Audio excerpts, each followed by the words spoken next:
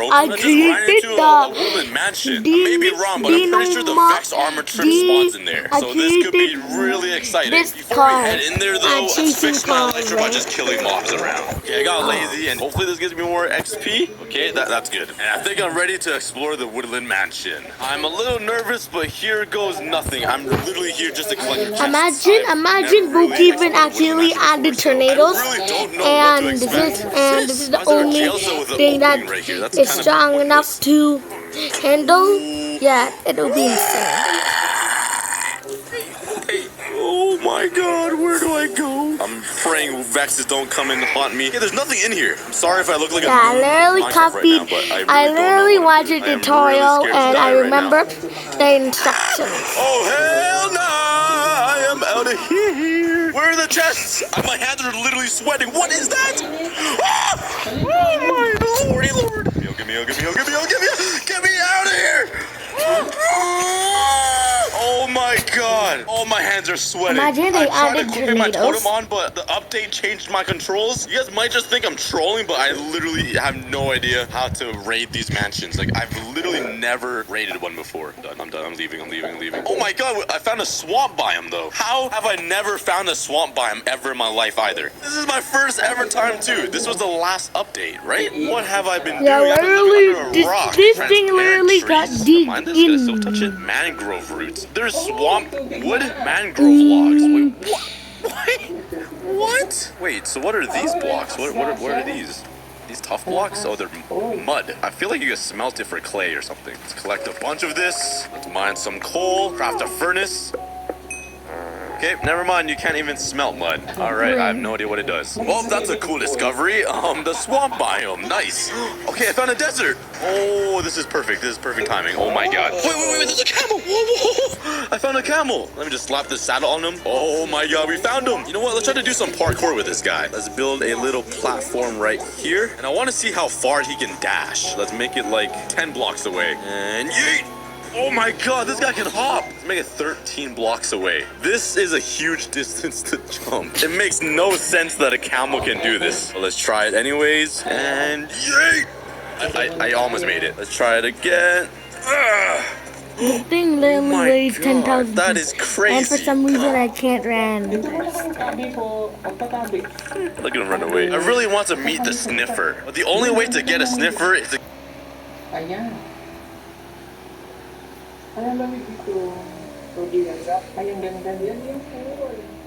So if Brookhaven added these storm chasers and add a Vera current or a tornado that can actually destroy things, I would definitely like it.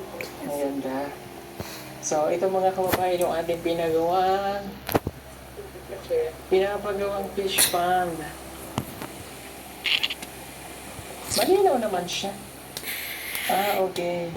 Yeah, this thing's really designed to handle hard tornadoes.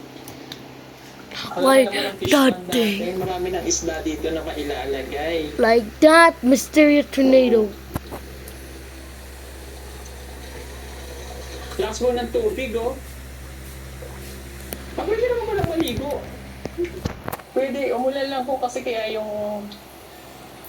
Yeah, I can still move for some reason. Yeah. I'm literally breaking. Actually, swimming pool siya. Hindi siya fish pond. It's a swimming pool. Ay, ang sarap. Ang lakas ng tubig. Akala ko dun sa video mahina. Pero ang lakas pala. This tunnel reminds me like the backgrounds, the darkest thing I've ever seen. Ooh, jigsaw. But and also, by the way, these are the good views when the car actually falls. Yeah. Ang lakas ng tubig, hindi mo mapipigil yung tubig. Lakas. Yan yung gusto kong maririnig. Pagka nakatira na kami dito, titira, ayan. Ang ganda ng mga kababayan. Brookhaven art. Siyempre, ilalandscape pa po natin yan. Dito yung fish pond. Pero magagawa rin tayo dyan ng isang pool ba? Tibay ba? Tibay yan. Yung mga lupa na to, aayusin pa namin yan. Yung mga nakatambak. Tataniman pa kasi yan eh. So, ayusin pa. Oh, then, magkakaroon tayo doon ng A-house. And yung offer ko kay La Jerome. Ha, Jerome!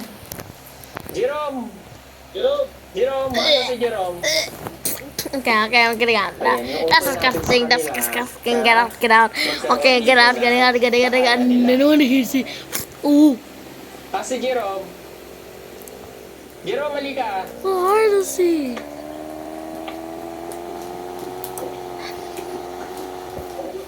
Wait. Minion. Minion. Halika dito.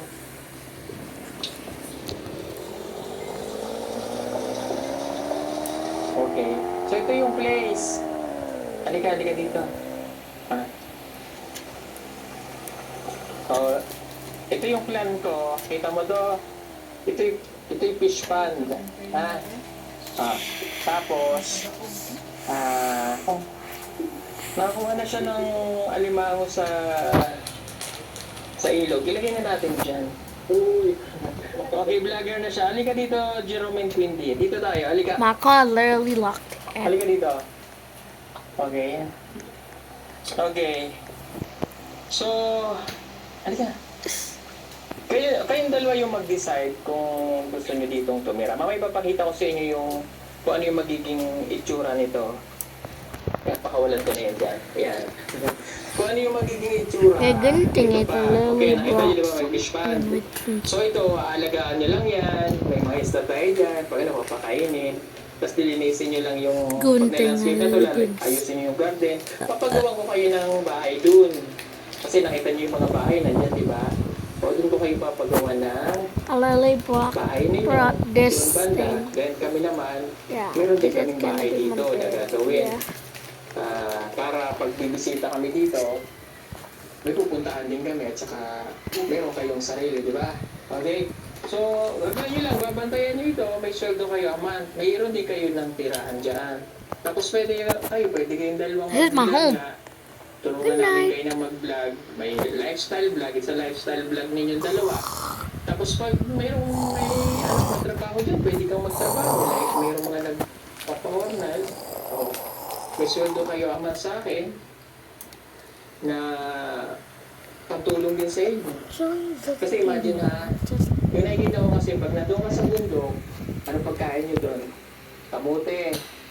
O, minsan lang kayo makabigas. Tapos, yung bata pag nagkasakit, mahirap, immunize, tapos hindi nyo siya madidevelop. Help my car Kasi doon, wala yung school. cars. Dito, pag nagano, nandyan lang, di ba nakita mo yung school? Lalakad lang ang bata, pwede mong ihatid.